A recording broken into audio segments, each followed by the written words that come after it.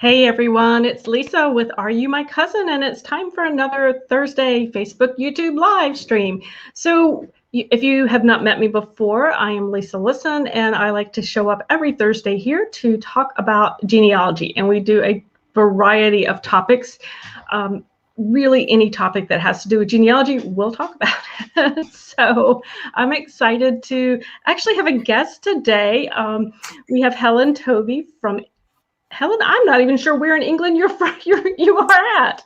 I'm like halfway up England, in the middle of England. Yeah. Okay, the middle of England. Wonderful, wonderful. So Helen is the editor at Family Tree Magazine, the UK version, I guess is how we say it. And although you've been in publication since the 80s. That's right. Yeah. Been around for quite a while. So I'm sure many of you have seen. So hey, Bill is here from Long Island.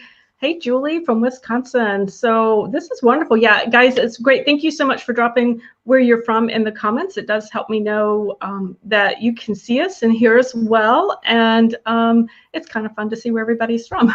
So I'm actually sitting in North Carolina, so on the East Coast of the US. So we have well, we're kind of back to winter time today, but that's spring around here. So tomorrow it'll be 80 probably, but that's okay.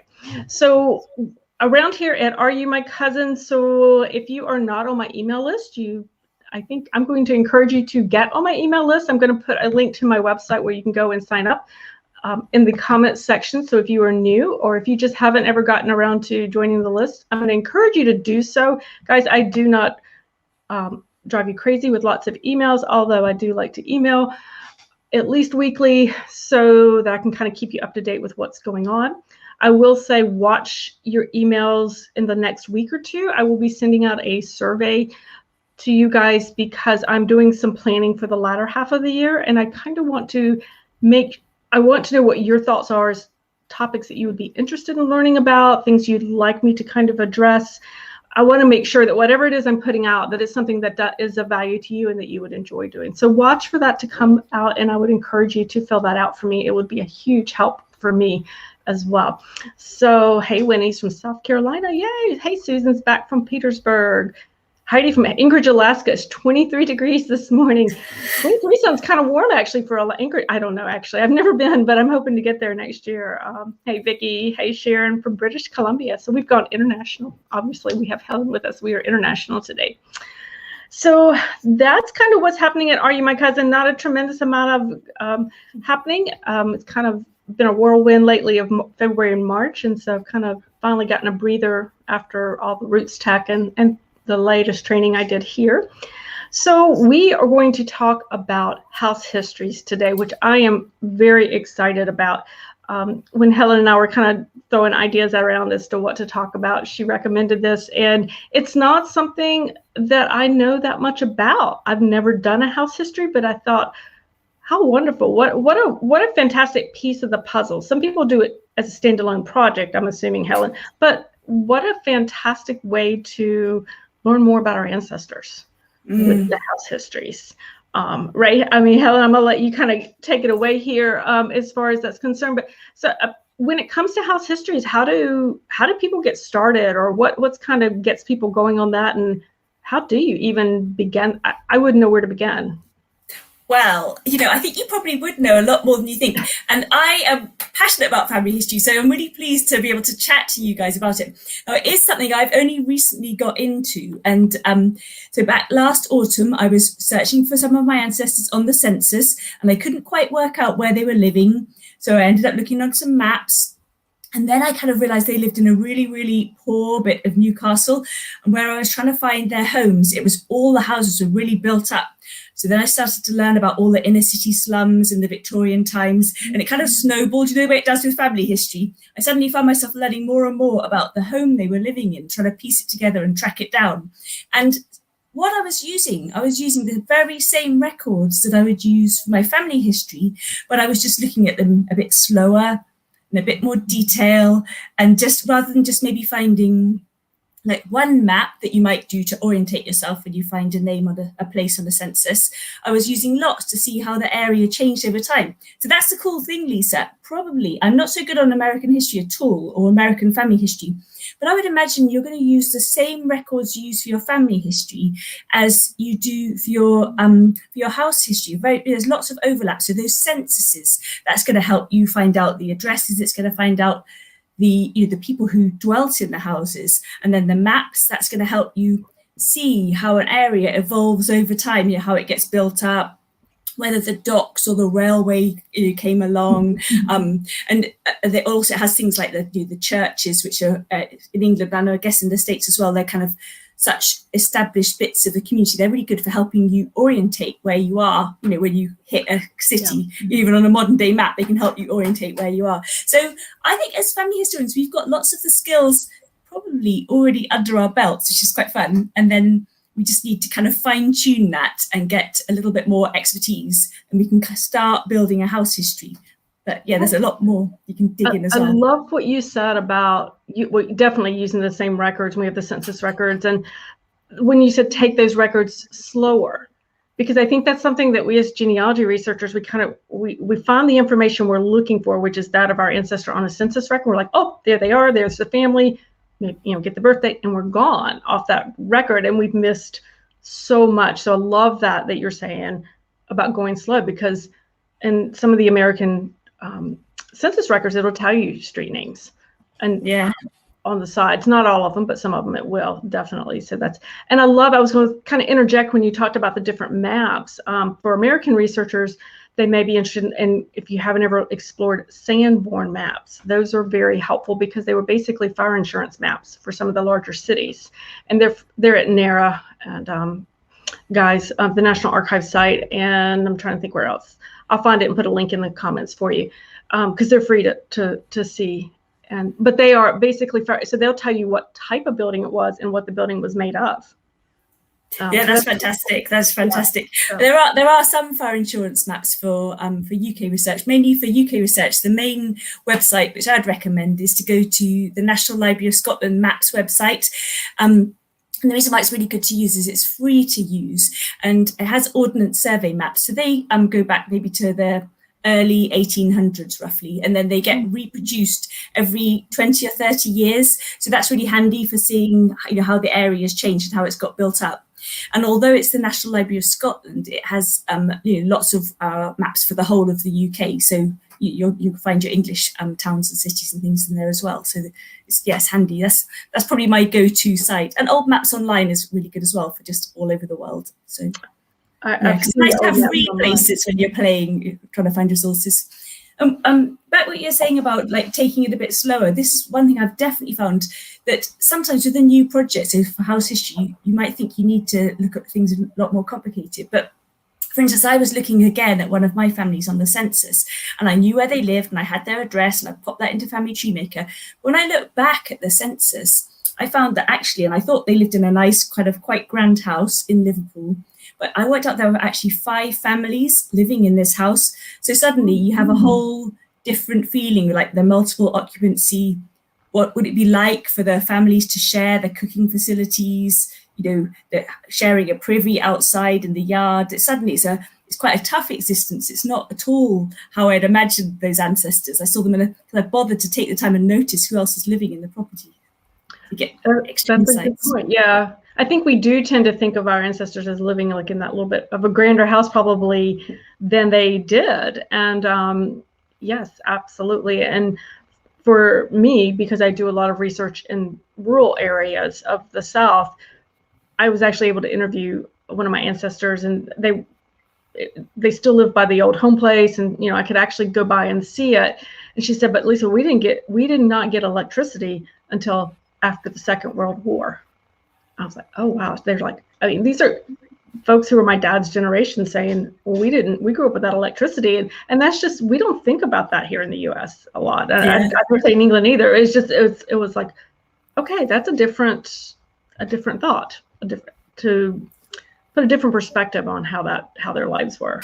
Definitely. I think the more you look into house history, the more you start realizing, because it's so, or you think what is current today, you think, oh, it's always been like that, but it doesn't take long, even kind of over 20, 30, 40, 50 years, how we use our houses completely changes, doesn't it? And like our expectations of what we want out of the space. So now we wouldn't dream of having an outside loo or an outside toilet or whatever, would we? And I was looking at through old photos with my mum a while ago, and there was a picture of her reading a book next to her little brother. And so she was born in 1947.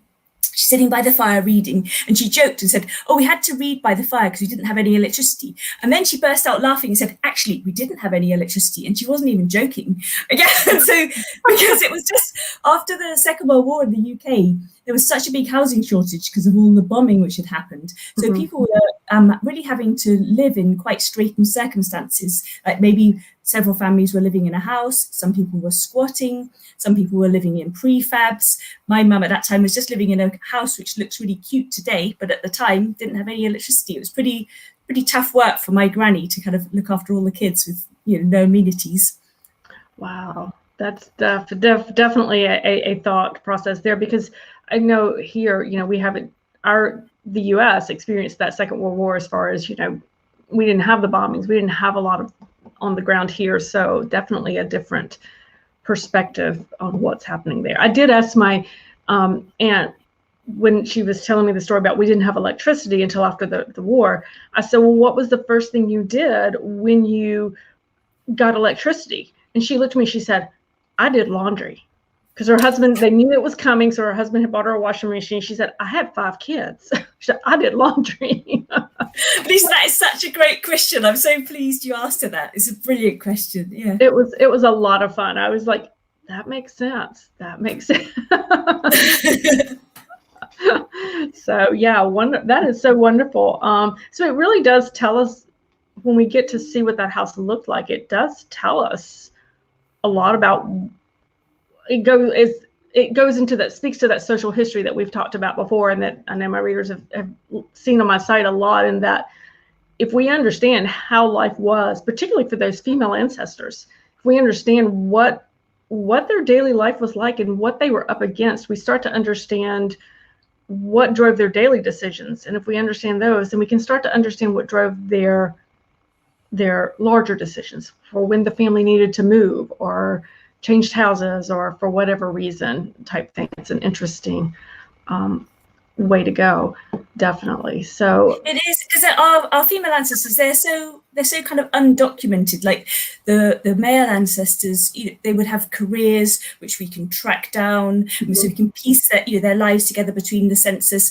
And then the females, all our female forebears or foremothers, we've got them giving birth, but it's just, there's a whole big gaps where they're just working really hard, cherishing their families, and there's nothing to say for it. Whereas trying to kind of get that flavor and feeling of what their life was like what was the soundscape life? Because if you are living in a house with multiple occupancy, you've got little kids, you're trying to put them to bed and it's noisy, and these are all things they would have had to deal with year on year.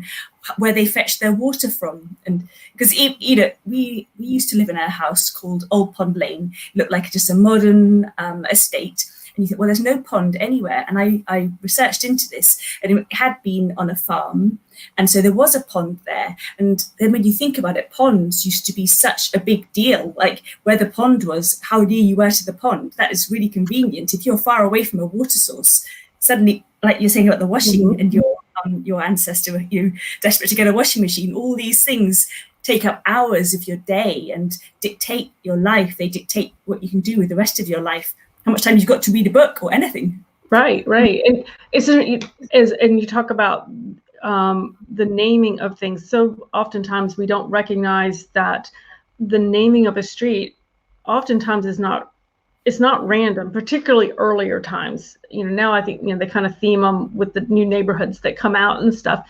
But when you're out looking, even trying to find the house or to try to figure out what are you looking at, if you're seeing surnames always appearing on those street names, particularly in rural South, pay attention, because those are probably the surnames of the people who lived in the area.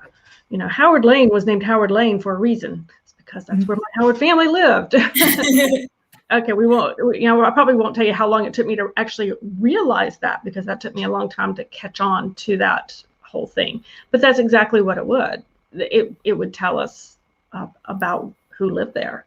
Definitely. You're right. The place names, they are fascinating. And even sometimes the place name might not have any immediate relevance. Like you might think, why have they called it that? Because there's no local bearing on it. It's not a local hero or whatever. But sometimes it can reflect like the recent era. So maybe in a town near us, there's quite a lot of streets and they're all named after Second World War battles. And it's a housing estate which is built after the Second World War. And you think, oh, that makes sense. They're kind of honouring recent history in those people's time. So there will always be, well, not always, but there's very often the clue. As you say, it's not always quick to find out, but very often there is a kind of clue and a connection, and there's a reason why something's been chosen. Right. And I think that's a good point. And sometimes you can see that through the old maps too. Because if they use like the pond or something, you can use those maps to find that type thing.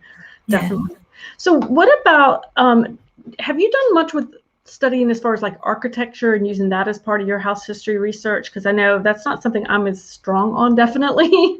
But have you seen changes or how houses changed that have impacted your research for that? So for me personally, I'm not so strong on architecture. Like I like looking at it a bit, and I'm particularly interested that we just moved into the house that we live in now last year in COVID. So we kind of just luckily managed to move despite COVID, and it's the oldest house I've ever lived in my life, and it's nearly 100 years old. So that's not at all old for a UK house. But for me, I'm thinking this means it was built in the 1920s.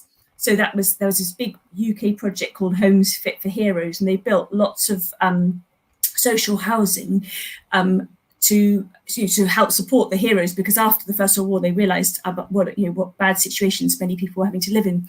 So with the UK, you can see there are big whole swathes and trends. So after the Second World War, there was a lot of social housing built because we had the welfare state which came in. So there's lots of 1940s and 1950s, 1960s architecture, and you could see big estates and all around all the big towns. And also they were rebuilding because of the bombing for the Second World War, which you just can't underestimate. If you Google like a bomb map for a big city, then you'll see all the little red dots and you'll realise how much rebuilding they had to do. Then scroll back, so that's kind of a big marker on 20th century architecture, like the post-Second World War social housing. And then a big marker through the Victorian times is all the terraced housing which sprang up, and very often that was built near the railways, for the railways to be built for the railway workers to live in as well. Very often they were built up near the factories, because this is again like when you get a feeling of how people's lives are. You used to have a knocker up who would go down the street knocking on everyone's windows to kind of wake them up and say, come on to the factory. So people would be living very close to their place of work. They haven't got a car to get there. There's no car to take them there. The cars haven't been invented yet. So there's lots of people living cheek by jowl. So that would be a big marker of Victorian architecture. The really bad ones, obviously, were taken down when they had to rework the city centres and have the slum clearances. But there's still lots of other ones with lots of existing terraces. Yeah. What an interesting thought. I'd never even thought about that. But you're right. I mean, if it was housing that was built, and you know that it's a terrace type housing of this type, and you realize your ancestors living there, then you have a line onto what their occupation was, as well as the reverse. If you know that they were working in that factory, you have a line on to where they may have lived. It's definitely helpful. I found in my Liverpool ancestors, lots of them working in the docks in all sorts of occupations. And sometimes there'll be, one of them, like I found recently, was one of my direct ancestors living with his sister, and all her children are all working in the docks as different sort of, I can't remember their exact jobs, but they were clearly, as young lads, they were working in the docks as well. So you feel that the whole community is very much working there on their doorstep. Definitely, that's the word community. Absolutely, that is their community, and we know that the community is incredibly important when it comes to tracing ancestors as well. It's interesting. It made me think of, I grew up in just a little small town, North Carolina, but there was in the next town there was a large textile mill that had been around. It was family owned I don't know, 100 years or something. But they actually had, a lot of people were still living, even when I was growing up, were living in the homes and working in the factory. And these were company-owned homes, single home, family homes that they could rent at a much reduced rate. So, and apparently this was a very common thing for textile towns in the South. I did not know that until when the company finally went bankrupt and had to get rid of them. They were like, everybody was really upset because they'd always worked at the company and they'd always lived in these, and all of a sudden their affordable housing was gone. But I did not know that was a common thing about that as well. By the way, Mary Jane asks, what do you mean by a terrace house? So I think that's... Oh. Yes, so a terrace house is if you come to the UK and you're traveling by train, when you get near a town, you can look out of any window, for any town in the UK, and you'll see these terrace houses where literally it's when all the houses are stuck together. So instead of a semi-detached or a detached house, so detached obviously is just a lone house, semi-detached is two stuck together. This is our terminology for it. And then a terrace is when you have the whole street and they're all joined together. And this is not it goes across the spectrum. So you would have terraced houses like the ones I was talking about, my ancestors in Newcastle, which were incredibly poor, where when you went through the doorway, so you have the main street, the little alleyway is like my hands aren't wide enough to hear, but 2 feet wide. So the little alleyway is 2 feet wide. There's no fresh air. They're all built back to back. It's really unhygienic, very close living. So all the houses stuck together in a terrace. So they'd be called jerry-built houses. But then equally, you can get these gorgeous Georgian crescents, which are just, the houses would be, multiple £1 million today, each house. And they're like fantastic Georgian architecture from the 1700s and early 1800s with all that Regency elegance. Beautiful flight of stairs going up to the front door and the cast iron scrolled handrails and beautifully proportioned windows. So a terrace just means all the houses stuck together in a row. And typically it would go like window door, window door, window door, window door down the road. And if you were more well off, you might have 2 windows, but the scale, so the Georgian ones, they would just be massive. The doorways would be twice the width of your kind of average domestic home door. So everything's just scaled up massively, and Georgian houses are, artistically beautiful. You think of Bath, the city of Bath, and Google that, like Royal Crescent. That's like a beautiful terrace. Or Google a jerry-built terrace in Newcastle, and you'll see the other end of the extreme. Oh, cool. Well, that's important, Mary Jane, by asking, just because the terminology is a little different than what we're used to. But knowing, if you have that history and you know that they lived in a terrace house or whatever type of home, is finding out really what does that mean? What did that terminology mean exactly for your ancestor in that particular time, in that particular location? So if you're using the UK censuses, they won't tell you whether it's a terrace or not. It's quite kind of stingy on that information. But what it will tell you, some of the kind of, when you get further on into the 1800s, they'll tell you how many windows your ancestor's home has. So let's say you're looking across the census pages, you've got your ancestor in their home, and let's say it says they have 3 windows. And then if you look across the census page and the other families are all having 3 windows as well, then you can think, well, this is potentially looking like a terrace because they're all having the very similar size dwelling as each other with the same number of windows. So it's kind of, but you can't say, with a family history, you never want to kind of say that anything's definite, but you can go, well, there's a hint here that might be right. Yeah. That's a great thing. I wouldn't have thought about that. Definitely not. I know in some places here in the US, some of the older homes, they're taxed by the width of the house. So like of what's facing on the street. So they'll be very narrow on the street side. Basically, they just take the house and turn it sideways and put it on the lot. So that's because they're taxed by the amount of property they have on the street. Clever. So Charleston's a good example of that. So let's see, there are a couple of things over in the comments. So Heidi said, if you Google Terrace House UK, there's some photos of terrace houses. Thank you for putting that in there, Heidi. Palmier's had a couple comments. The maternal grandmother birthed her children by herself after first sending her older children to the attic. Oh my gosh. She called them down to meet the new stepbrother sister. Wow. She traded fresh bread for fish with the natives who lived in the local area of rural Manitoba. That is fascinating. It is. It's so brave and kind of gritty, isn't it? And yes, yeah, yes. yeah. And then she said, for the first 4 years of her life, she lived in a small bungalow with a dugout underneath for refrigeration and a 2-hole outhouse. We had a well for water and 2-burner hot plate that your mom used for cooking. Absolutely. Oh, and washing clothes and baths in the galvanized tub. Yes, definitely. That's really fascinating.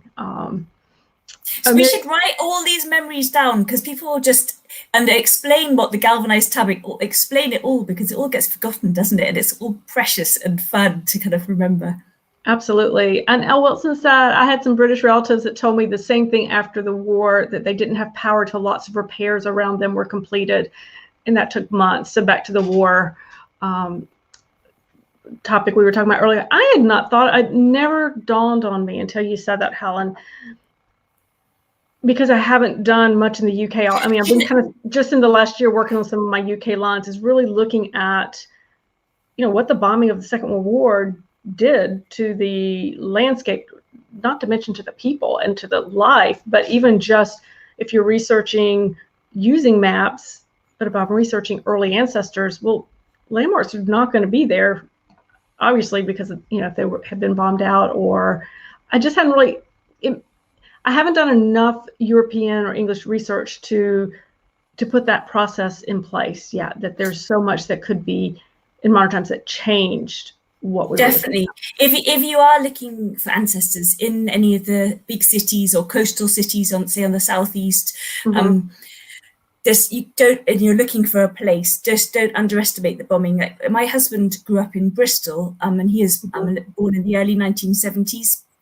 And he used to play on the old bomb sites. So even in the late 1970s, the bomb sites are still there and kids are playing on them. And I used to live in Dover, which is down on the coast. Obviously, that got a lot of bombing because on the French side of England.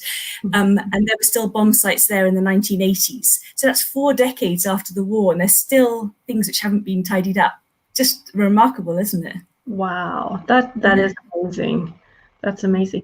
Do you have over in the UK, we have a museum here. It's in New York City. It's called the Tenement House.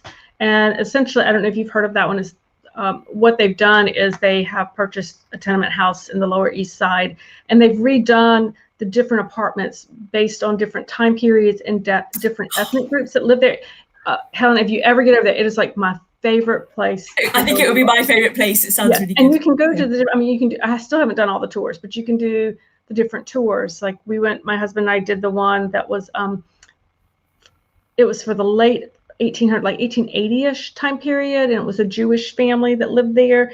When you go into, and the house was done like that. And you just learn so much about what a tenement would have looked like and what they may have been thinking and why they did this and where they might have gone afterwards. And they even do tours of the neighborhood to show you, so you can literally walk where your ancestors walked.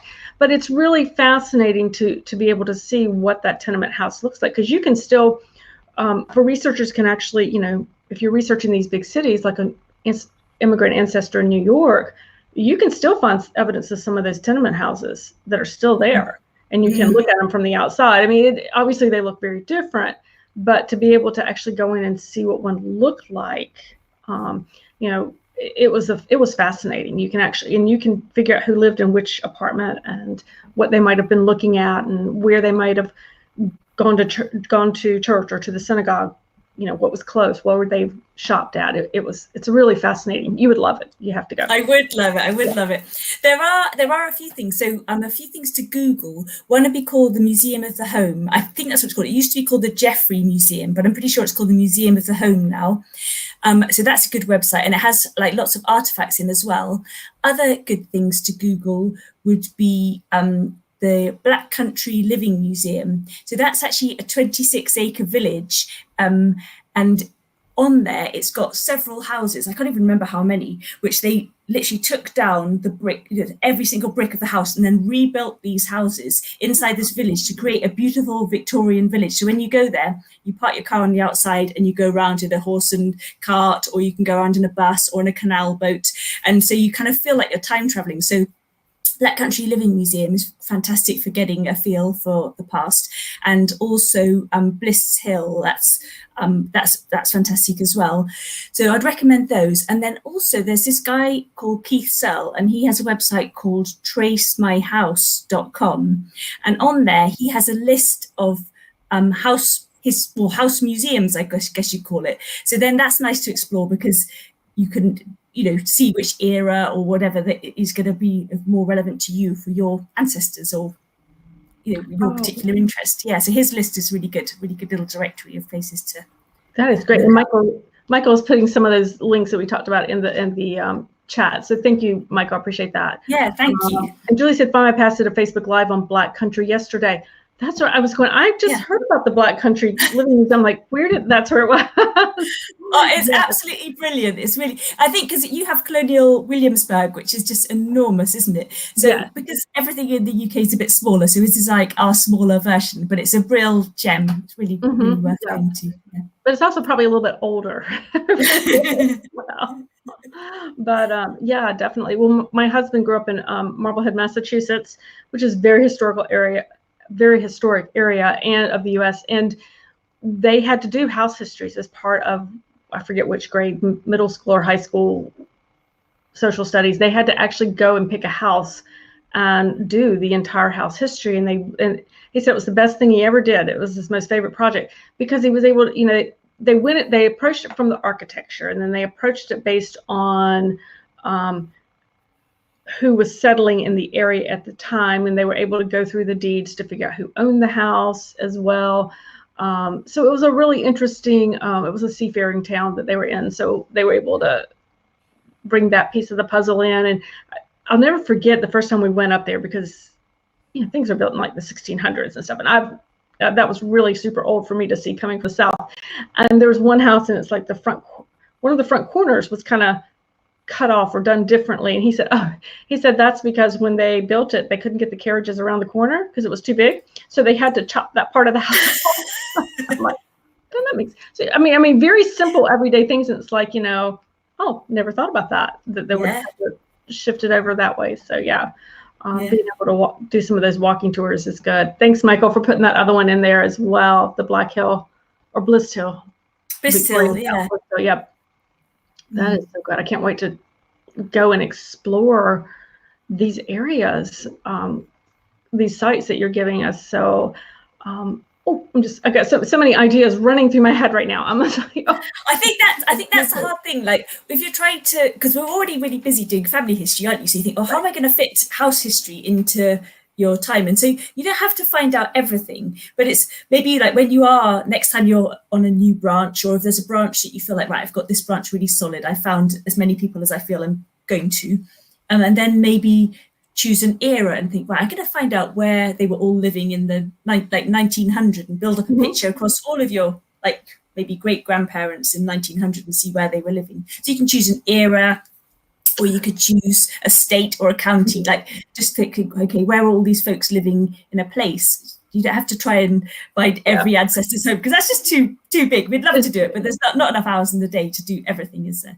Right, but it does give us that idea of, particularly if you're picking a certain town, and you as you start to study them, and you study the house that they lived in and the types of housing they may have lived in, you start to get that socioeconomic type of information that can hopefully potentially lead you to other records. It may speak to their status in the town or city, may speak to where they worked, that type of thing. So it really all plays into all of that, which I think is so exciting about that. It does. It definitely does. It all just feeds around, and it just makes more sense of your family rather than just seeing them. Like, people always say, you don't want it just to be names and dates on a tree, and we all get that. We don't want that at all. And so it really is probably one of the best ways of stopping you being in that situation and helping you to actually find out the history, not just the kind of skeleton tree. Definitely. I tell Jen Baldwin from Find My Past tells she uses a story. She said, if you don't know where your ancestor bought their shoes, you haven't done enough research. And I'm kind of like, I want to know what they ate for breakfast. So in this case, I want to know, what were they looking at when they got up in the morning, and what were they eating? That's the level of detail I want to get to if ever possible. So anyway, but so you guys have the Family Tree Magazine has a really exciting lecture series coming up, right? And I know part of it's the house histories. Do you want to share with us a little bit about that? And I'm going to pop the link in the comment section for everybody. Yeah, sure. So we are really excited about this.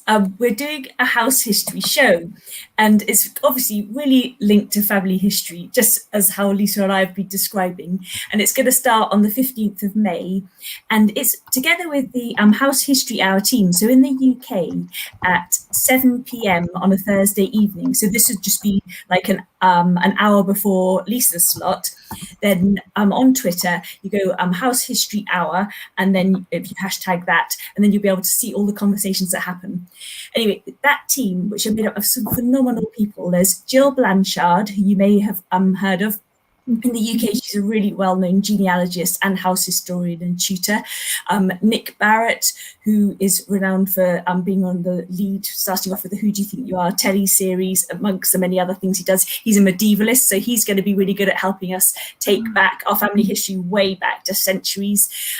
Deborah Sugg-Ryan and Melody Back-Hansen, they both work and contribute work to a TV series in the UK called A House Through Time. And then there's Kathy Sorton and Ellen Leslie. Well, we've got all their websites on our links to their websites on our website, and their websites are just mouthwatering. You think, wait, stop! I'm going to spend all weekend just hunting around on their websites. It's got such beautiful pictures and so much inspiring things. And there's Keith Sell, who I mentioned before, who has Trace My House, and Karen Ava, she's very good on architecture, and Kathy Sorton is as well. So anyway, together, the whole team have got such a wealth of knowledge, like Deborah with her knowledge on the interiors and the aesthetics and that sort of thing, to Kathy and Karen with the architecture, Keith with his whole kind of directory knowledge of the whole picture of everything, Nick, which can take things back centuries, Jill with her tutorship. I hope I haven't forgotten anyone. I feel really bad if I have.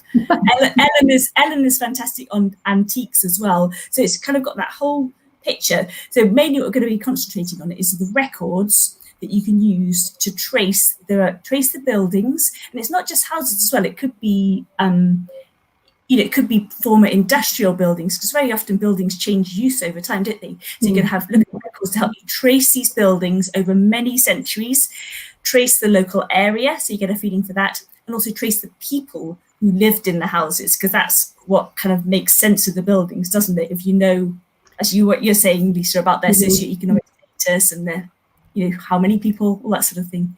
So anyway, we're going to start that on the 15th of May, and it's going to be running, it's going to have a whole day of lecture on that 15th, and then we're going to have a series of lectures over the next 4 Thursdays after that. So we can really go, right, let's take this house history seriously and really dig deep and find out lots of stuff. Yeah. Oh, that sounds so exciting. And I put the link in the comments, guys, and I'll pop that link in the next week's newsletter too. Yeah, and when I haven't finished putting them up yet. When I finish putting the speaker profiles up, I mean, I've got some of their books here, because I've read some of these two. I haven't read these two yet, but I'm looking forward to reading. That's one of them. There's beautiful books, but we're going to have all the links for their books on our website as well. So there's lots of kind of really inspiring things to learn more. Just, it feels like a proper treat, you think, yeah, this is like a holiday of research. It's just so fun. I know I could do this. It just I think when you're a genealogy researcher and you get into more and more of it, it just kind of keeps going. Your love of history just kind of keeps going and going and going. Teresa said she looked at old papers online searching for the address of the house she grew up in and found a lot of mentions. It is fun stuff, definitely. Here in the U.S., you could order a house from Sears and the Sears Roebuck Company. You could actually order a house. So a house kit. Yes, that was a pretty cool thing. There's still some in our town or our city with those. So yeah, it was really. I'm like, that's kind of cool. Yeah. Anyway, well, Helen, thank you so much for joining us. And I know it's a little bit later over there for you guys. I do appreciate you taking a little bit of time out of your evening to join us today. This has been so exciting. Yeah, and it's lovely to talk to you. Thank you. Good to talk to you. Yeah, Helen and I actually, we met, a couple years ago at Ritz Tech. Ritz Tech 2020. 2020, right before the shutdown. So yes, we did. And Yeah. wonderful. All right, guys, I'm going to let you go, and I will see you here next Thursday. Bye, guys. Bye-bye.